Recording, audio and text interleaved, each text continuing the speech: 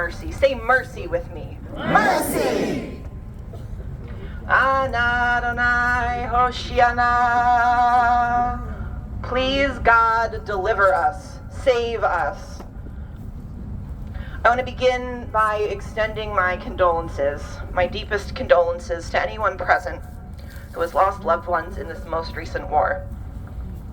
Those of you who have immediate family and friends in Israel and Palestine have experienced this last month in a surreal reality different from anyone who does not have loved ones on the ground.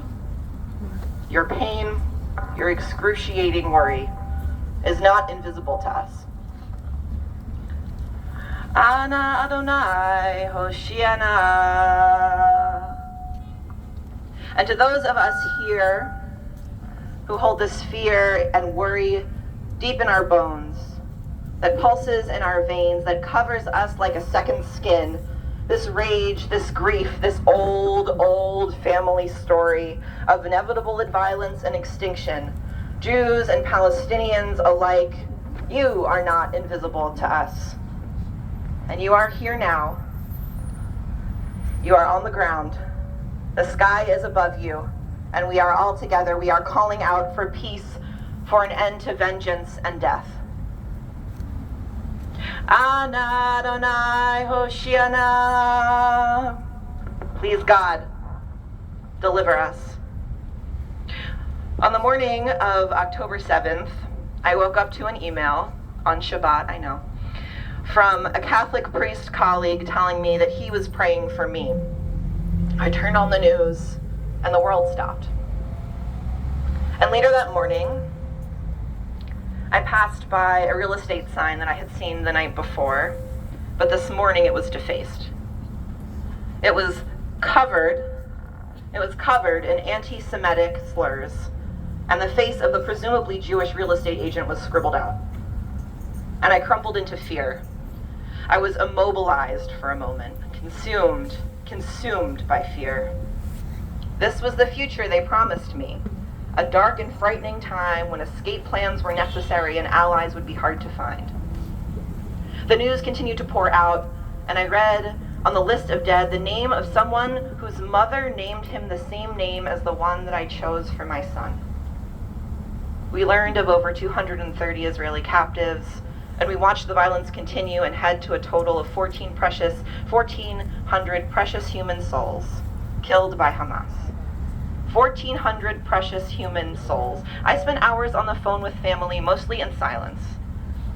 And I wept not only for the death of Israelis, but I braced myself for the vengeance that was to be unleashed on the citizens of Gaza. This was it. The dam would break.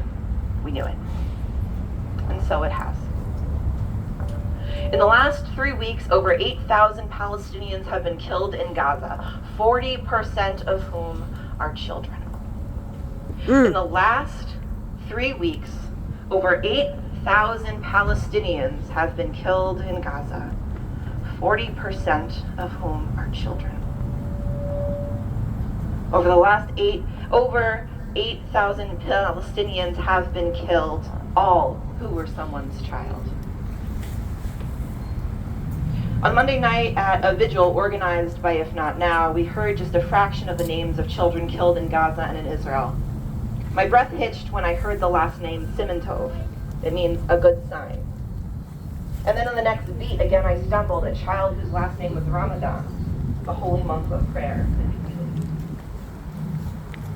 My heart is slamming out of my chest, and I was very, very worried to share these remarks with you all today, because the death-dealing war machine has asked us to choose whose life is worth more, whose death is worthy of mourning, whose grief is most palatable, who deserves brutality, starvation, who deserves to mourn their child, who deserves to fear what each night will bring, who deserves a safe place to live, who deserves a homeland, who deserves freedom from genocide. But we need not choose. We only need to carry one another through the overwhelming pain that we are being called to witness. Perhaps it would be easier to narrow our focus on only one stream of pain, to not see this death as interconnected. and the graffiti that crumbled me on October 7th, the easy slips